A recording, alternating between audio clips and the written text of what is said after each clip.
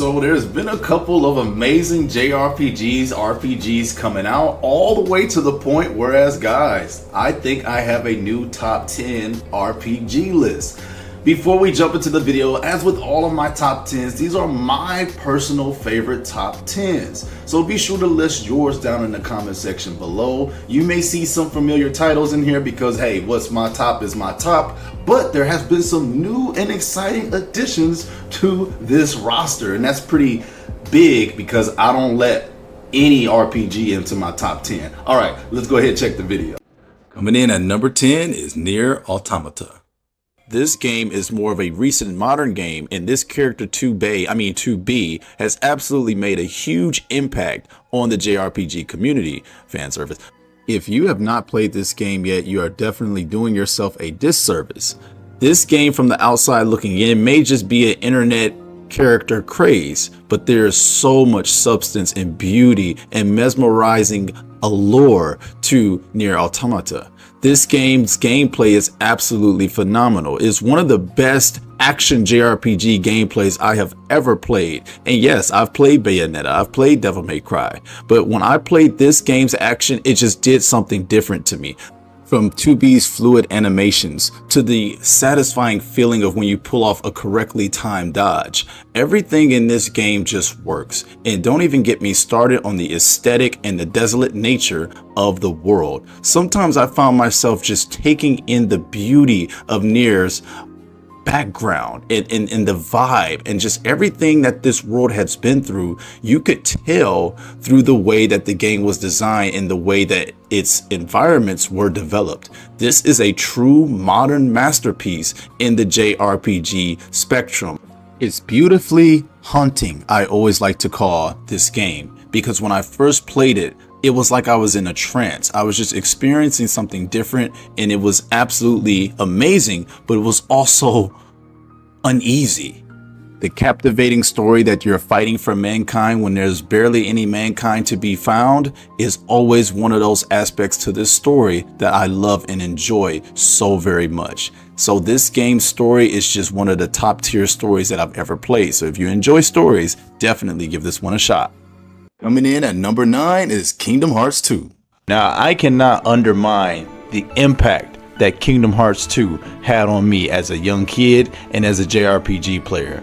At the time that the first Kingdom Hearts game came out in 2002, this was absolutely one of the most groundbreaking and mind-shattering aspects I ever thought possible, and that was combining Disney and Final Fantasy characters to make its own unique world.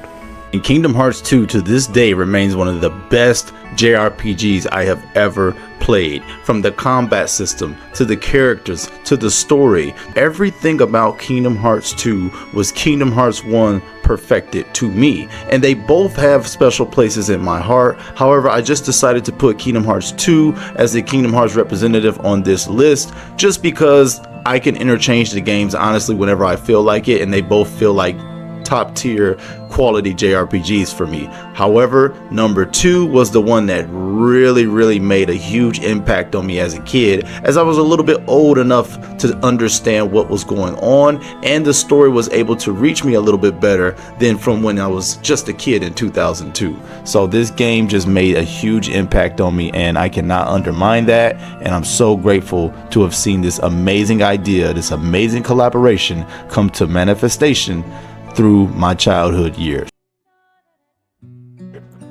Coming in at number 8 is Clair Obscur Expedition 33. This RPG right here has smashed its way onto my top 10 RPGs of all time, and that is not an easy thing to do. Most of the RPGs that are on my list mean so much to me. They're very meaningful to me, but that's how incredible, and that's the impact that Expedition 33 has left on me.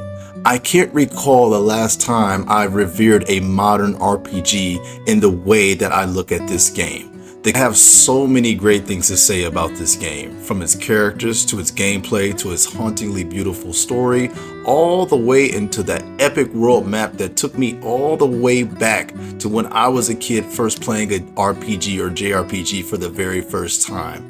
The music is phenomenal, the characters are phenomenal, and it's brought me back to a place that I haven't been in a very long time when it comes to RPGs, modern RPGs, and just the whole genre in general. Handfall Interactive knew exactly what they were doing when they were crafting this masterpiece full of people who were dedicated and destined to make this sort of game. I can't say enough great things about Expedition 33 other than it's made my top 10 RPGs of all time, and I have been waiting to say that for almost a decade now.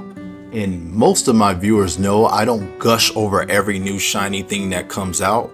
And this game will have to stand the test of time, so it remains to be seen how it will age.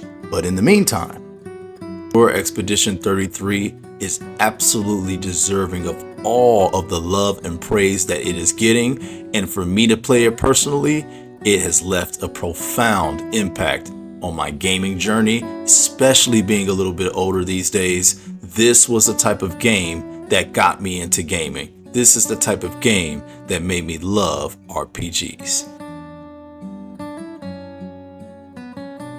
Coming in at number 7 is my beloved Suikoden 3. Suikoden 3 is so underrated even by its own community. I think it's absolutely criminal. This is one of the greatest PS2 JRPGs to ever grace the platform. The game features a triple protagonist system that all have intertwining stories, and I think it is one of the most well done mechanics I've seen in a JRPG ever. I know I've said that a lot, but I truly mean that when it comes to the Suikoden 3 game. The way that you have these characters' different perspective and they all meet up with opposing views and they go to fight for the greater good, putting their differences aside. And it's almost as if you were playing 3 different games at certain point, because each protagonist's story is done so very well. It was almost like the Avengers coming together when you finally got to a place where all these characters would meet each other. I love the game's battle system. Even if it took some getting used to in the beginning, it eventually irons itself out and you end up feeling very fulfilled with the battle system and the certain characters.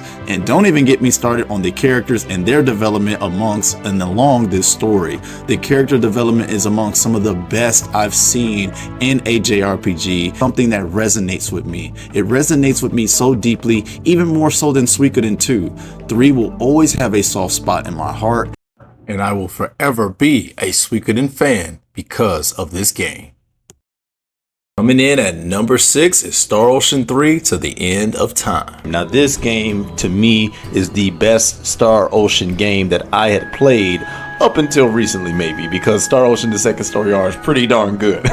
However, Star Ocean 3, I first played it in about 2004. I was a youngin' back then, and you know, this game just left a huge impact on me as well. This was my primary PS2 JRPG for at least about 5 to 6 years. I mean, I played the heck out of this game. This game has so much content, it has so much character, it has so much to do in it. I mean, the dungeon, for goodness sakes, was over 100 floors, the post-game dungeon, and your characters could be leveled up all the way to 200 and level 55, guys. So Star Ocean 3 was just packed full of content. It was a multiple disc game, and I just remember loving the story, loving the combat, loving my man Fate, Cliff, Nell, Maria. All of the characters are just amazing in this game, and this, in my opinion, was the last time that Star Ocean was a serious key player in the JRPG scene, in the JRPG industry, because the series has really struggled to find its stride ever since Star Ocean 3 back in 2003. So Star Ocean 3, with its epic battle system and its epic characters, it also had a multitude of characters that you could choose from, depending on the story paths that you took. There were optional characters also available for this game as well. The music in the game is great, and the tone in the story is heavy from the get-go. This game has a heavy story and a heavy tone from the get-go. So for me, Star Ocean 3 to the End of Time is one of the best JRPGs on the PS2 period. And I'll always thank it for the times that it got me through when I was a kid and as a growing teenager. This game really helped me out a lot. I can only hope and pray that Gem Drops consider remaking this game after the success of Star Ocean The Second Story R. I'm really hoping that Star Ocean 3 can get a proper remake.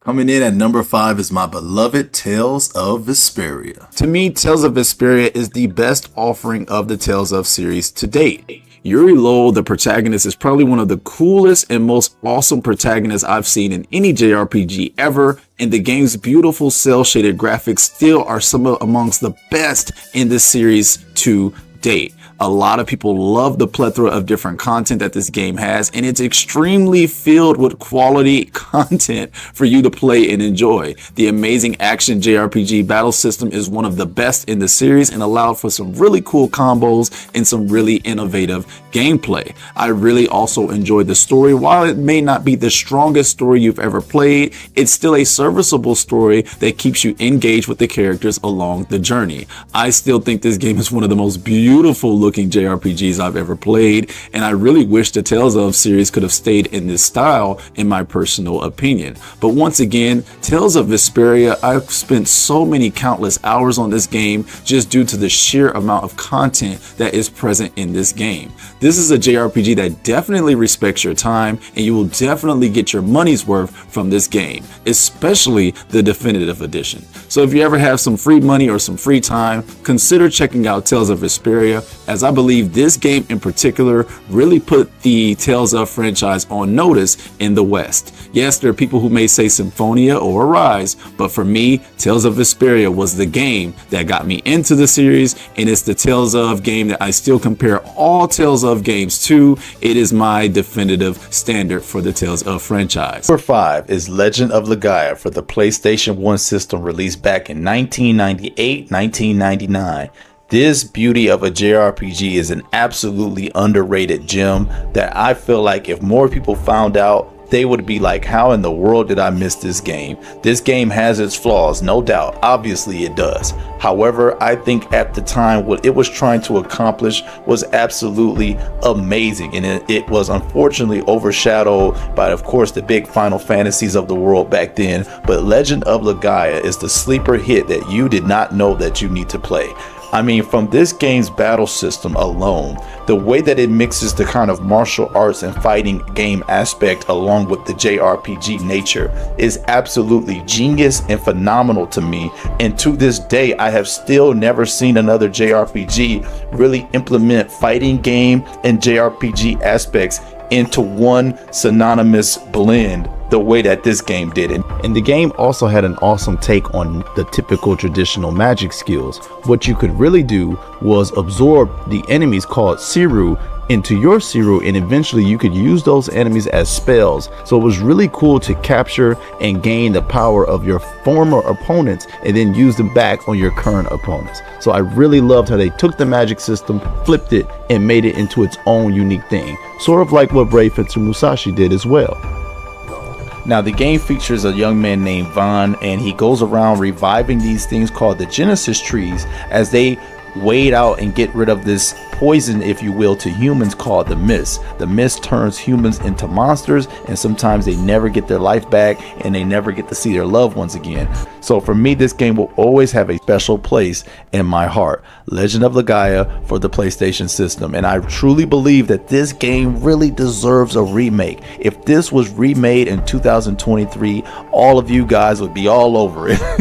I really don't know who to contact, but Sony, whoever it is, let's get Legend of Legaia revived and back onto modern consoles so that people can experience this underrated true beauty of a masterpiece JRPG. Next at number 3 is one of my favorite video games of all time, Radiata Stories, from the creators of Star Ocean, and this game absolutely captured my heart as a kid. Its whimsical nature, its comedic nature. Jack is a total clown, but yet he's the main character of the game, and the game at the time to me was one of the most beautiful games. To this day, I still think this game looks absolutely beautiful to have come out in 2005. The art direction, the story, the world, everything about Radiata Stories is just amazing to me. Guys, this game had a day and night system Not only did this game have a day and night system, it had towns, it had a real breathing and living world.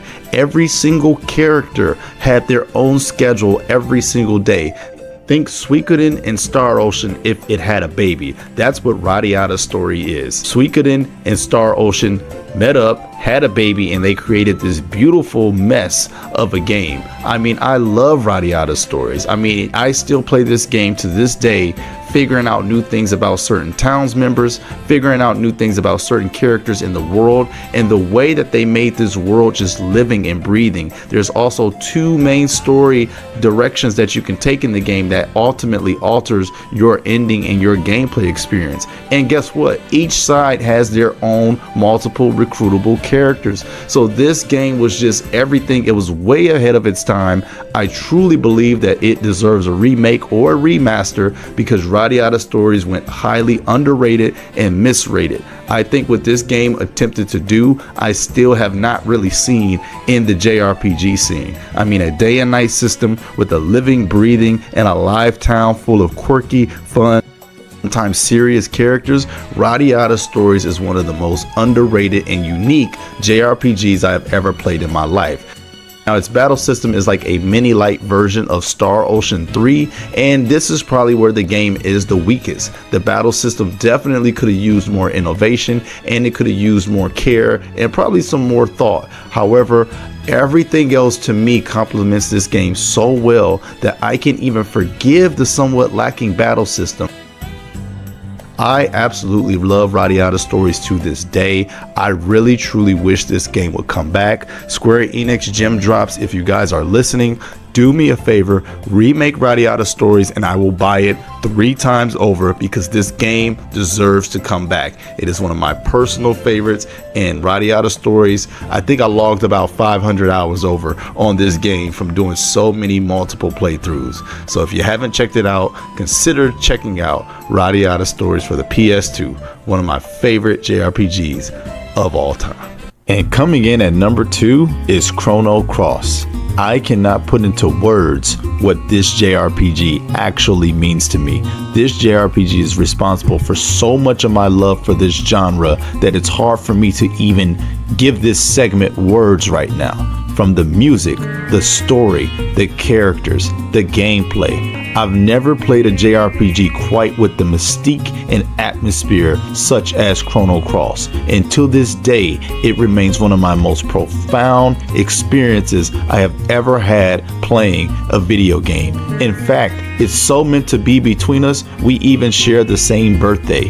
This game came out on November 18th, and what do you know? I just happened to be born on that day as well. Anyway, Chrono Cross is literally perfection to me. A lot of Chrono Trigger fans will dislike the video right about now. To me, Chrono Cross was the game that I played first, so I know that I'm biased. It is still how I feel. I absolutely love Chrono Cross. It does so many things that I just love. The only thing that I could critique Chrono Cross about is its story and perhaps not being that connected to Trigger as a standalone experience and as a standalone game. If you were to separate it, Chrono Cross is as much of a 10 out of 10 that you can get in a JRPG, and I will stand by that until the end of time across all times. I absolutely love Chrono Cross. The battle system, the music once again is one of the most standout pillars of strength when it comes to Chrono Cross. Created by the legendary Yosunori Mitsuda, the soundtrack for Chrono Cross is embedded in the sea and the echoes of video game time. So Chrono Cross will always be legendary if just for that alone. But this game got me into philosophy. This game got me into understanding heavy concepts in JRPGs. And until this day, it remains one of my most influential experiences as a gamer. Chrono Cross, sometimes I have it as my number 1. So it interchanges with number 1 here and there. It depends on how I'm feeling that year. So number 2 and number 1 can be switched back and forth. But speaking of number 1, let's go ahead and round out what is my favorite JRPG of all time. You guys should have seen this coming. Grandia 2 is my absolute favorite JRPG of all time. Where do I even start? From this epic goated, amazing battle system, to the amazing music, to the characters that still have left a tremendous impact on me until this day. Again, sometimes I switch Chrono Cross and Grandia 2 between 1 and 2, but today I'm feeling it, and Grandia 2 is my favorite JRPG of all time. Why? What do you mean why? I absolutely love this game, and it is one of the golden pillars of the Dreamcast JRPG era. I first played this game back on the Dreamcast as a kid in 2000, and it absolutely blew my mind. It still manages to hold its same spot and its same impression that it made on me when I was a kid 23 years ago. This game, from the dialogue to the characters, to the character interaction, to the story, to the theme, this game taught me the battle of good and evil like no other. This is one of those JRPGs that I managed to play annually. I play Grandia 2 every single year at some point in the year, and every time I play it, it feels like I'm experiencing it all over again. To me, that is the hallmark of a timeless, great JRPG, and that is why I am placing it at number 1, because anytime I start a playthrough on this game, I finish it every single time. Now, if you haven't played this game, the HD collection is out on the Switch, it's out on Steam. Go play Grandia 2 ASAP. I played number 1, it's okay, but number 2 is JRPG perfection. So there it is. That was my current top 10 list of RPGs. These things are always subject to change, even though I very rarely change mine. Listen, sometimes you just play amazing games and they just hit you in a way that you never thought they could. Thank you so much for watching all the videos. Shout out to all my channel members. Thank y'all for hitting that channel join button. I'm looking forward to seeing and welcoming a lot more of you guys to the Cali Q Games channel. All right, that is it for me. I'm out of here. Leave your comments down below. I'll see y'all. Peace.